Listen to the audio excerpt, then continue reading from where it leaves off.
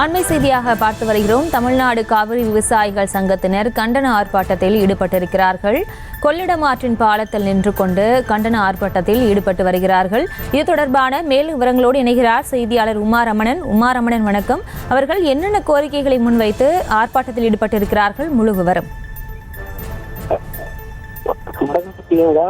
மயிலாடுதுறை மாவட்டம் சிறிய அடுத்த கொள்ளிடம் ஆற்றில் தமிழ்நாடு காவிரி விவசாயிகள் சங்கத்தினர் கண்டன ஆர்ப்பாட்டத்தில் ஈடுபட்டு வருகின்றனர். இந்த ஆர்ப்பாட்டத்திற்கு டி.ஆர். பாண்டியன், தமிழ்நாடு அனைத்து விவசாயிகள் சங்கங்களின் ஒருங்கிணைப்பு குழு தலைவர் டி.ஆர். பாண்டியன் அவர்கள் தலைமையில் ஆர்ப்பாட்டம் நடைபெற்று வருகிறது.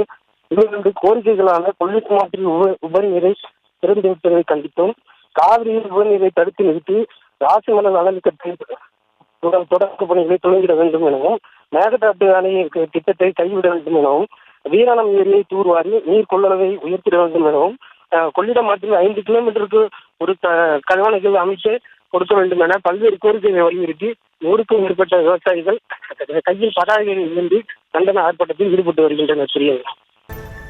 விவரங்களுக்கு நன்றி உமாரமணன். செய்திகளை உடனுக்குடனும் துல்லியமாகவும் தெரிந்து கொள்ள சப்ஸ்கிரைப் பண்ணுங்க.